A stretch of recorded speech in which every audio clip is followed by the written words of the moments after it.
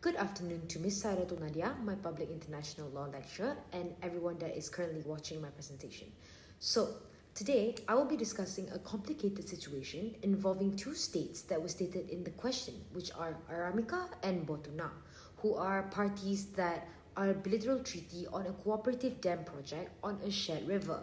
So, based on my understanding, Aramika had unilaterally suspended the treaty after 10 years, claiming that Botuna had seriously violated environmental protections. However, Botuna argued the violation, emphasizing the principle of rebus sic stantibus, which basically means the fundamental change of circumstances, and claiming that the protections are no longer effective because of climate change. Moreover, Botuna states that the dam's water diversion is in violation of peremptory international law due to a recent UN General Assembly resolution that identified access to clean water as a jus cogens principle. The Vienna Convention on the Law of Treaties, known as VCLT, which were Botuna's defenses. The changing nature of environmental commitments, the interplay of pacta sunt servanda, material breach, and jus cogens, and the legality of Aramika's suspension will all be covered in this presentation. Let's now discuss the main legal principles and values that determine the conflict between State Botuna and State Aramika, where it evaluates the legitimacy of the treaty suspension and the related defenses requires an understanding of them. So, first and foremost, Article 26 of the Vienna Convention on the Law of Treaties, or known as the VCLT, protects the fundamental principle of pacta sunt servanda, where the meaning of this Latin expression is agreements must be kept.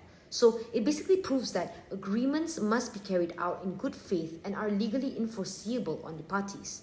And in international relations, this idea guarantees stability and predictability.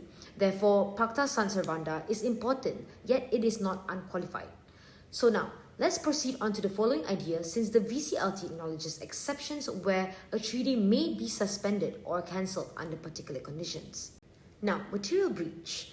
If the opposing party commits a material breach, one party may suspend or cancel the treaty in accordance with Article 60 of the VCLT. However, what is a substantial breach? According to the convention, it can either be a party's abandonment of the pact or breach of an agreement crucial to the goal or intention of the pact. So, in this case, Aramika claims that Botuna has committed a breach due to its continuous disregard for environmental protections. And Aramika may have a legitimate legal basis to stop the treaty if these protections are in fact important to its goals, such as preserving the shared river ecology. But the breach needs to be substantial and verifiable, and it was also stated in Article 60 that suspension would not be necessary for minor or incidental breaches. The rebus sic stantibus doctrine, which has been established in Article 62 of the VCLT, comes next. Now, this principle permits a party to end or withdraw from a treaty in the event of an unforeseeable fundamental change in circumstances that significantly changes the remaining obligations. So, Botuna uses this doctrine, arguing that the original safeguards are now outdated and impractical due to the drastic changes in environmental conditions brought about by climate change. So the bar for this defense is really high nonetheless, but the modification must be generally significant and unexpected at the time the pact was concluded. So international courts have stressed that rebus sic stantibus should be applied carefully to maintain treaty stability, as demonstrated by the International Court of Justice in the Gabčíkovo-Nagimaros case. Lastly, the idea of jus cogens, or protective standards of international law from which no modification is allowed, is the last one we're going to be discussing about. So, prohibitions against slavery, torture, and genocide are a few examples of it. And any treaty that contradicts a jus cogens standard is null and void according to Article 53 of the VCLT. And additionally, Article 64 states that any existing treaty that is incompatible with a new jus cogens rule ends. Moreover, Botuna asserts that the dam's water diversion is in violation of a peremptory law since a recent UN General Assembly resolution recognizing access to clean water as a human right has elevated this right to jus cogens status. And it is crucial to remember that although the right to clean water is becoming more widely acknowledged, it is still not a jus cogens standard. And a perception of legal responsibility or opinion juris, along with broad and consistent governmental practice, are necessary for the establishment of a jus cogens norm. After establishing the legal basis, I'll be evaluating the main points of the conflict between Aramika and Botuna based on actual cases and creative concepts. Let's start by examining the legality of Aramika's unilateral suspension of the treaty. So, suspension is only allowed under Article 60 of the Vienna Convention if Botuna's disregard for environmental protection constitutes a material breach or a breach of a duty important to the treaty's objectives. So, the Gapsi-Kovo-Nagimarus project, an influential judgment decided by the International Court of Justice in 1997, serves as our guide. So, in that instance, Hungary used environmental concerns to try to revoke a dam pact with Slovakia. However, because the violation was not severe enough and there were still opportunities for cooperation and adaptation, the ICJ determined that Hungary's actions did not meet the requirement for a serious breach. And the court pointed out the unilateral suspension or termination should only be used as a last resort, following the completion of all cooperative efforts and discussions. Therefore, in order for Aramika's suspension to be valid, it must demonstrate that Botuna's violations went beyond small matters and directly addressed the ecological goals of the pact. And Aramika's conduct might have been premature or perhaps illegal if the breaches had been small or could have been resolved by discussion. The concept of rebus sic stantibus and the argument that access to clean water has become a just cogent standard are two significant defenses put out by Botuna. So, Article 62 of the VCLT defines rebus sic stantibus, or fundamental change of circumstances. And Botuna believes that the river's conditions have changed so significantly due to the climate change that the initial protections are no longer effective. So, for instance, in the fisheries jurisdiction case, the ICJ stated that a change must be both fundamental and unexpected, and it must drastically alter the treaty's responsibilities in order for this concept to be applicable. So, in my opinion, although climate change is a worldwide and significant occurrence, there is growing disagreement about whether it can be predicted. And this argument becomes stronger if Botuna can demonstrate that the environmental protections in the treaty were created for a time before the current climate disaster and the modifications were actually unexpected when they were signed. So the standard is still high, nevertheless, because treaty stability is considered more important by international law. The second argument given out by Botuna is that the water diversion restrictions of the treaty have been cancelled because a recent resolution of the UN General Assembly has made access to clean water a just cogence, or irrefutable norm.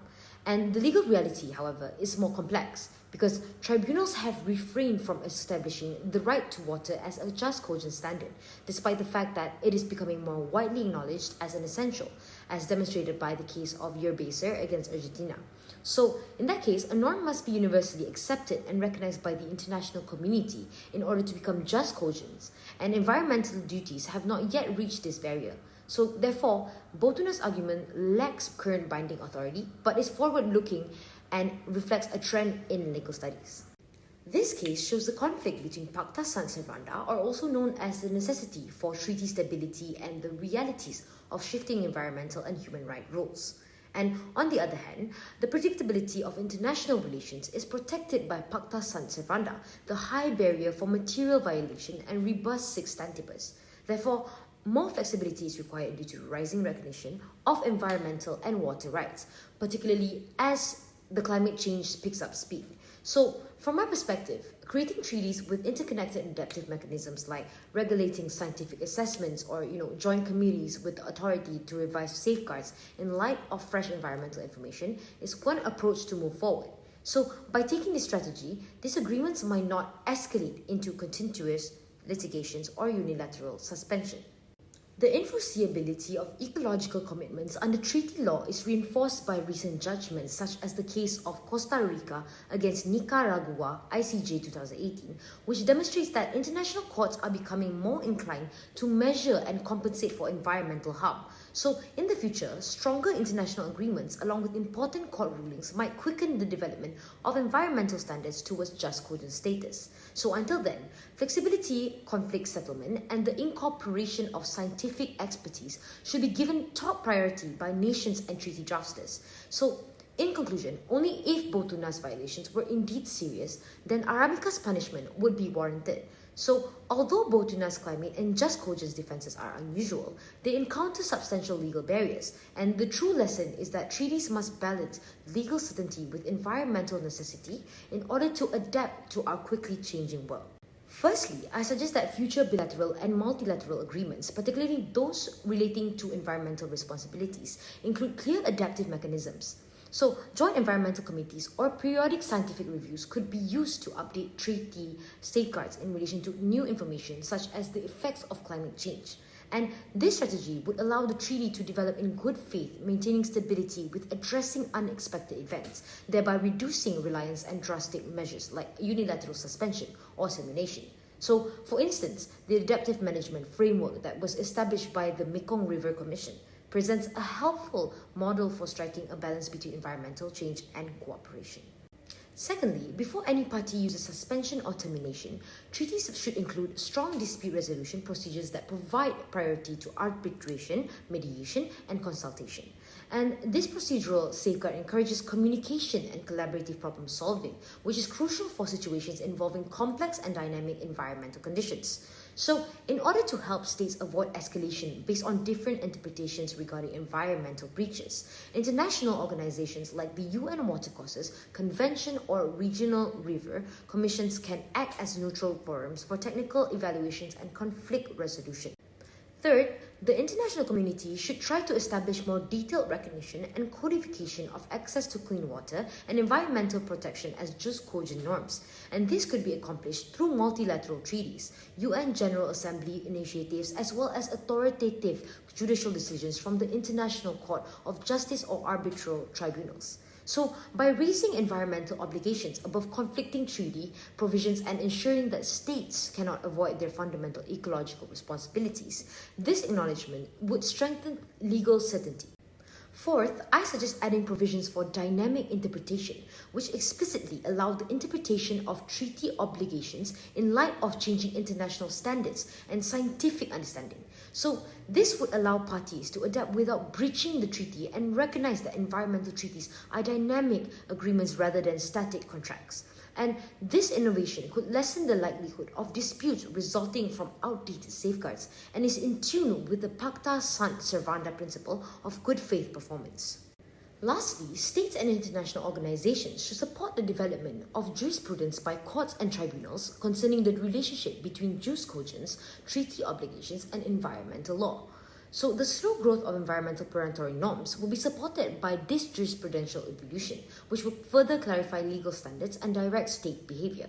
So, for example, in the reasoning used in Ubesa against Argentina and Costa Rica against Nicaragua could be built upon in subsequent cases to further integrate environmental protection into the core principles of international treaty law.